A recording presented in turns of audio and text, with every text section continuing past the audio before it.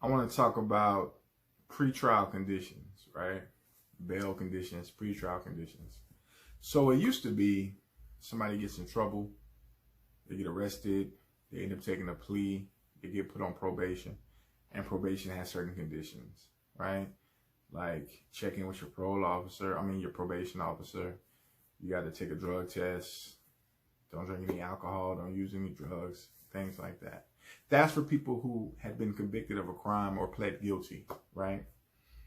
Well, nowadays, pretrial supervision has gotten to be just as harsh as probation, right? And what pretrial supervision is pre-trial. It's before your case is disposed. It's what you're doing while you're waiting for your case to finish. Even if your case might end up being dismissed, they put you on monitors, like ankle monitors. They drug test you. It just all depends. That's a trend happening all over the country. I know it's heavy here in Texas, especially in and around the Houston area. Judges put people on conditions to make sure that, okay, if I'm going to let this person out on bond, I want to make sure they're not doing anything crazy while they're on my watch. Because at the core, judges is trying to look out for their interests, right? They're trying to get reelected. They don't want to have any bad press in the news. They don't want to hear about somebody who's charged with robbery, getting out on bail, and then doing something else. So they put certain conditions on people, right? But some of these conditions are very oppressive, right? It makes it really hard to move around, live your life, obtain employment, go to and from as you need to, and you haven't even been convicted yet. So, in Houston, where I'm at, there's a whole department. It's called pretrial supervision. That's for, again, pretrial supervision. People who have not pled guilty or been convicted yet. They might end up having their case dismissed. But up until that point, they're going to be on somebody's supervision just for being arrested, right? So I just want you to understand that if you're unfortunately end up having to go through the criminal justice system in that manner, or a friend of yours or a family member have to go through that, understand that these conditions are so normal. They're normal at this point.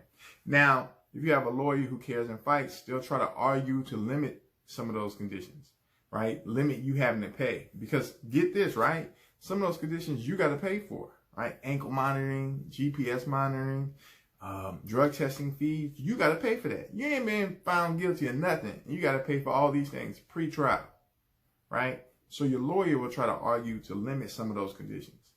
But just understand, pretrial supervision conditions are a thing. Right? They are real. They are standard.